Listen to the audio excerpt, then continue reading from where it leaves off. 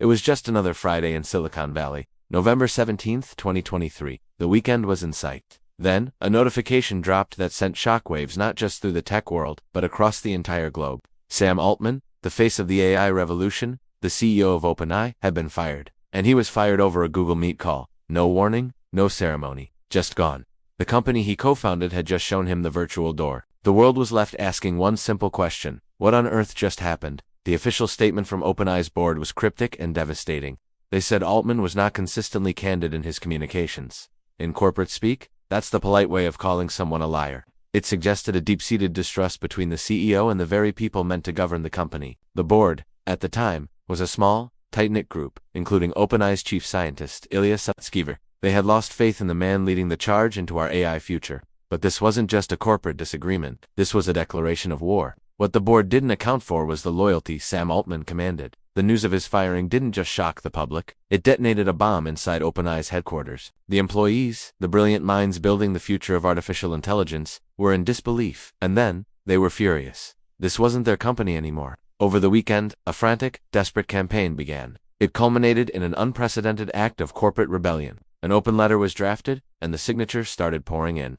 Within hours, over 700 of OpenAI's 770 employees had signed it. The message was simple and brutal. Bring Sam back, or we walk. All of us. So who was the mastermind behind this corporate coup? All eyes turned to Ilya Sutskever. He was one of the most respected minds in AI, a co-founder, and a man deeply, almost spiritually, concerned about the potential dangers of artificial general intelligence. He genuinely believed that OpenAI, under Altman's aggressive commercial-focused leadership, was moving too fast, risking the very safety mission the company was founded on. Ilya wasn't a villain in a business suit. He was a true believer who felt he had to pull the emergency brake to save humanity from its own creation. He had convinced the board that firing Sam was the only way to steer the ship back to its original, safer course. He orchestrated the firing, and for a moment, it seemed like he had won. But there was another player in this game, a giant who had invested billions and was about to be royally ticked off. That player was Microsoft. CEO Satya Nadella had just woken up on Friday morning to discover that the CEO of his most critical strategic partner, a company he had just poured $13 billion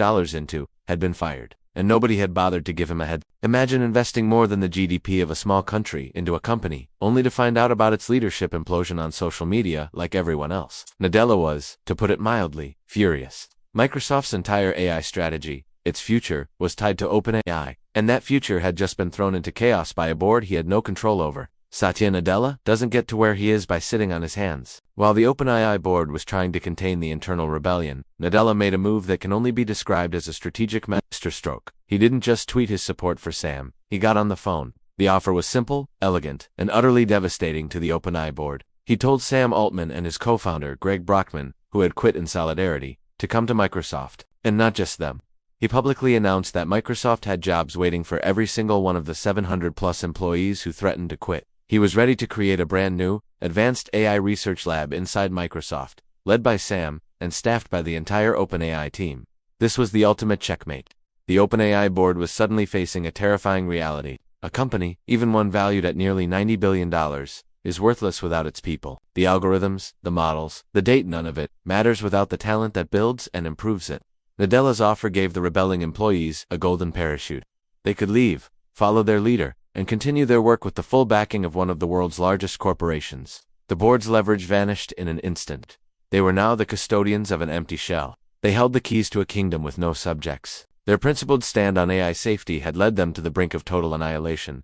The pressure was immense. From investors, from the public, and most importantly, from their own empty offices. Faced with the extinction of the company they were trying to save, the board folded. The rebellion had worked.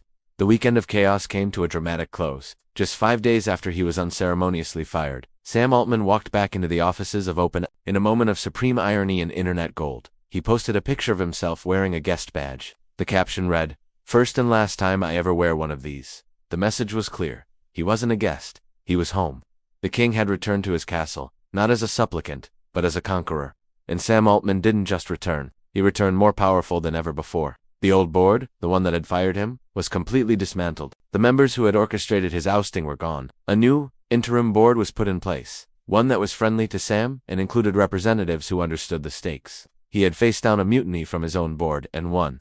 Thanks to the unwavering loyalty of his team and the strategic genius of Satya Nadella, he now had a clear mandate to push forward, faster, and more aggressively than ever. The guardrails that Ilya Sutskever had tried so desperately to install had been shattered. So, what does this 5-day corporate thriller tell us about the future? It was a real-time stress test of the forces shaping the AI revolution, and the results are crystal clear. In the high-stakes war for artificial intelligence, two things reigned supreme: talent and money. The philosophical, cautious approach to AI safety, while noble, was ultimately no match for the immense gravitational pull of brilliant engineers and the near-limitless resources of tech giants like Microsoft. The OpenAI saga proved that the people who can build the future hold the ultimate power. The race is on, the speed is accelerating, and the events of that chaotic November weekend have ensured that for the foreseeable future, the mantra in Silicon Valley is not slow down, but full speed ahead. Thanks for watching, and don't forget to subscribe for more deep dives into the stories shaping our world.